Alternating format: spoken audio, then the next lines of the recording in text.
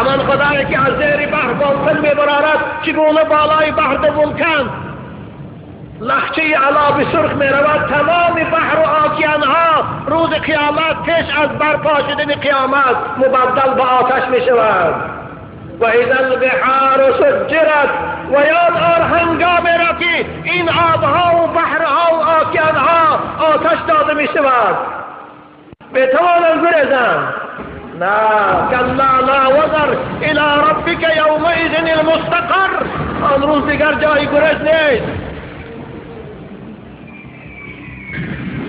يقول الإنسان أين المفر كلا لا وزر. نه جای گریز نیست.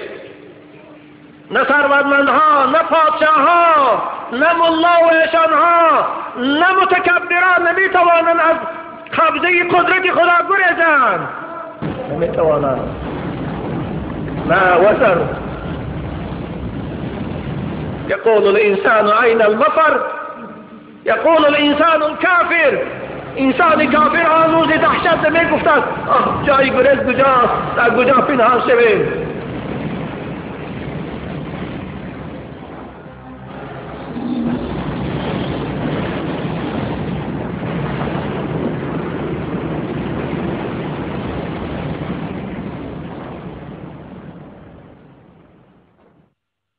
که گوید خدای عالم الغیب توی واقف باش یا بشکورای، بروی من چه ها کرد آدمی زاد دست ابن آدم داد فریاد.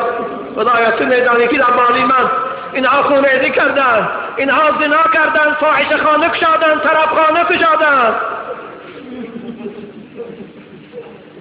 فساد و فتنه و فسق و عصیان، فساد و فتنه و فسق و عصیان، گناه کردن تا دادنی جان. گران بارم من از عصیان ایشان. خدایا دیگر من باری وزنین اینها رو برداشت نمیتونم. آن روز ببین عزیزان من از باری جسد ما وزنینی میکند. گرانبارم من از عصیان ایشان، شد از مدفونشان خاکم پریشان.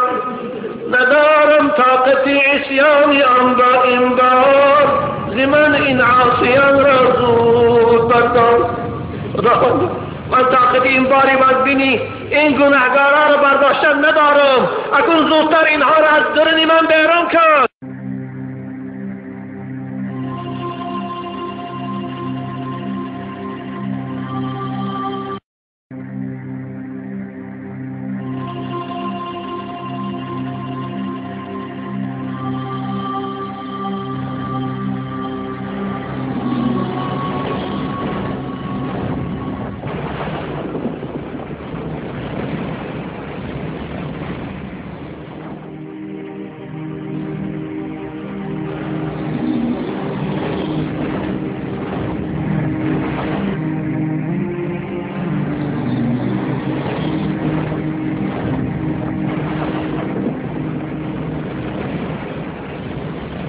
الملك اليوم لله الواحد القهار.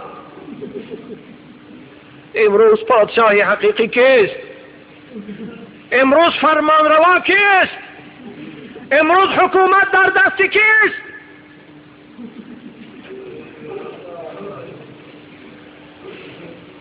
لله الواحد القهار.